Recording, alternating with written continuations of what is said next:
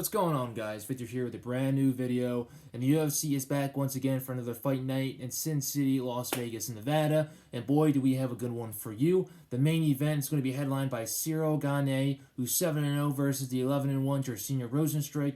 It's an interesting matchup. Two big guys are vying for a title shot in the near future, so whoever wins this matchup is definitely going to see themselves fighting for the title maybe by the end of the year, if not early 2022.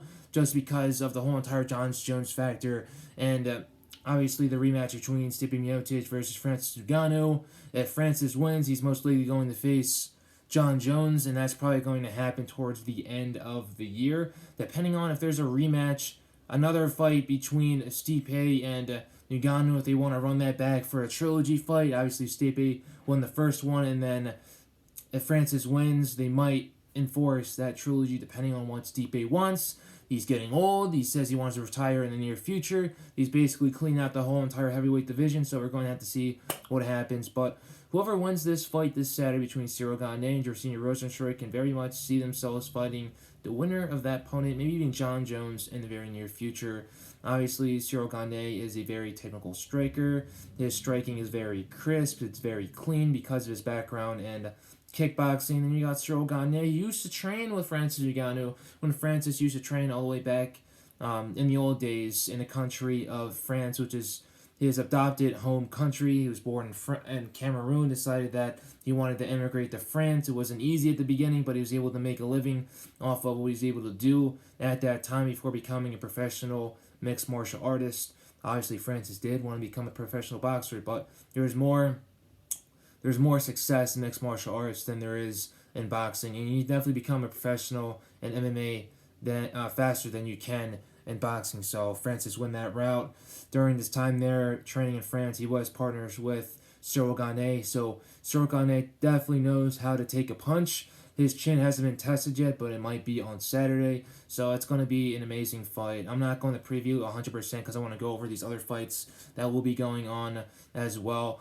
The co-main event, you got Nikita Krylov, who's 27-7 versus Magomed Ankalaev, who is 14-1. Obviously, both these fighters are coming off wins. Nikita Krylov is coming off that win against Johnny Walker, and then you got Magomed Ankalaev, who's coming off his win against the Hulk, Ion Cutelaba. That was by knockout, and Nikita Krylov's win against Johnny Walker was a unanimous decision win, just because Johnny Walker has a very hard time with his gas tank, and his gas tank does tend to deplete really, really fast. So obviously this is another matchup. Both these individuals have power as well, but if you ask me who's going to win this fight, who has the upper edge, is definitely going to be Magomed Ankalaev, just because of all the knockouts that he has in his record. A lot of people are expecting him to come in here and just knock out Nikita Krylov right off the bat. I believe it's going to go to the full 3 rounds. It's going to be a technical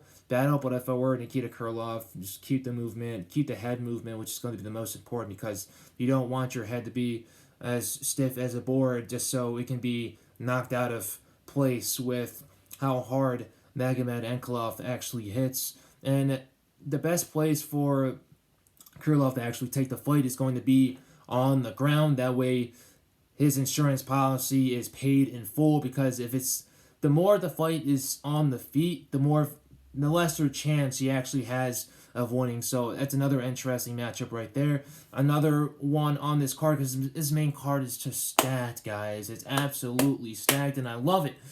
Jimmy Rivera, who is, actually, I don't have his record on there, but he's facing Pedro Munoz, who's 18-5. I believe Jimmy Rivera might be, I believe he's about maybe 23-5, 23-4, or 24-4, around there. That's his record. Both these fighters have a lot of experience. Both these fighters are looking to get back into UFC bantamweight title contention with a win on Saturday.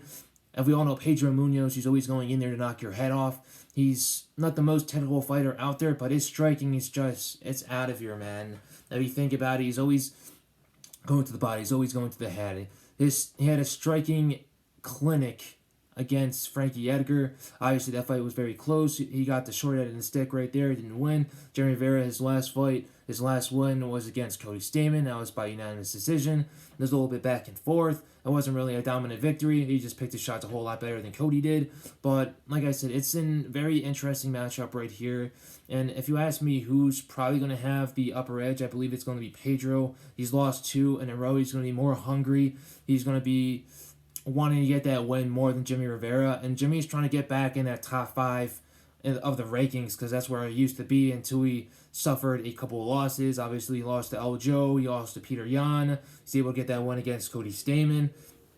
So both these fighters are really trying to vie for that bantamweight supremacy, get back in that top 5, and try to see if they can be able to fight someone else in order to catapult them in to a title shot in the future, especially with Yan versus Aljamain Sterling in the wings next week. So it's going to be a very good fight. I think this fight's going to be fireworks. It might be fight of the night or fight of the night contender, depending on which Jimmy Rivera comes out. Is it going to be the Jimmy Rivera that swings a lot, that always goes in there trying to knock your head off, or is it going to be the Jimmy Rivera who's a little bit laid back, who's a little bit kind of cautious, pulling his punches a little bit back, not really throwing that much? Because if we know Pedro Munoz, he goes in there swinging for the fences every single time he goes in there. If it's not swinging for the fences, then it's most likely going to be on the floor, TKO via ground and pound or a submission.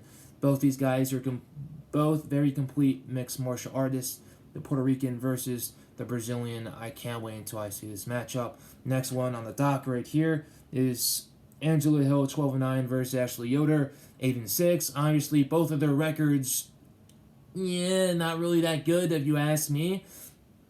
But it makes for a compelling matchup. Obviously, Angela Hill has been in some very exciting matchups. The most exciting matchup she's been in for me was when she fought Amanda Andrade, Jessica Andrade. My bad, Jessica Andrade, and when she fought Jessica Andrade, holy smoke, she was eating punches left and right, but she was also giving some back at the same time. And I was thinking she was so skinny, and Jessica Andrade is so thick and so big for that division. And this is back in strawweight. Now Jessica Andrade has moved up to 125 pounds, the women's flyweight division. And I'm thinking, holy smokes, how is Angela Hill not getting smoked?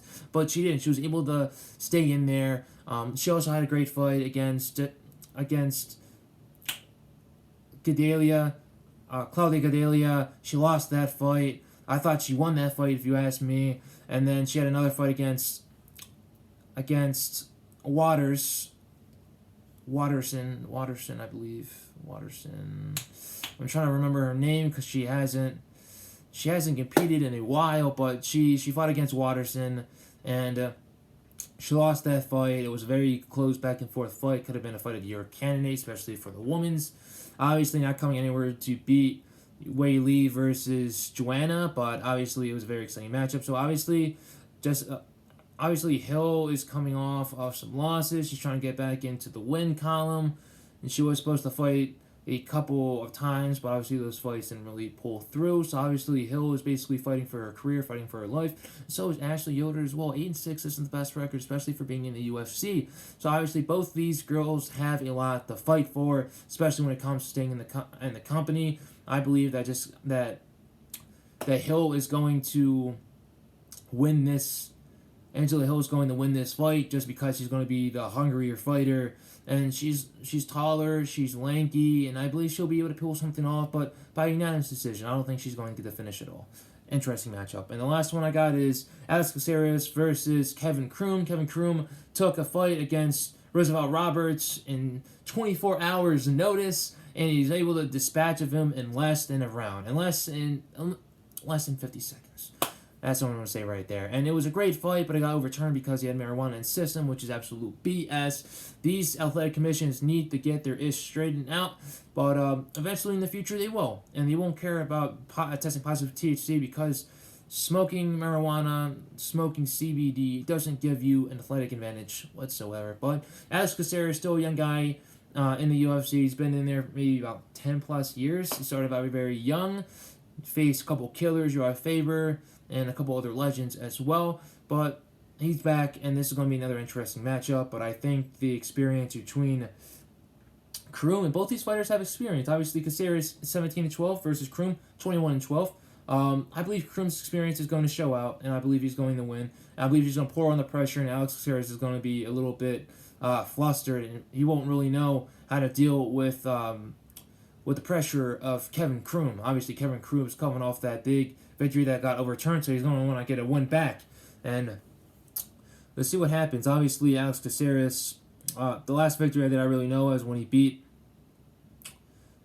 Ben Askren's illegitimate son. I forget his name. Holy smokes. I forget his name, but he got that victory over him, and it was a pretty good victory. It was back and forth, but he got that victory, and we'll see what happens. Obviously, this main card is stacked. I like it a lot. I think it's going to be a great fight night. I hope you guys enjoy the fights. I'm going to cover the prelims maybe tomorrow, maybe later on the day, but I really like the fights, guys, and I hope you guys enjoy. Thank you for watching the video. Stay safe, stay blessed. I'll see you guys soon. Later.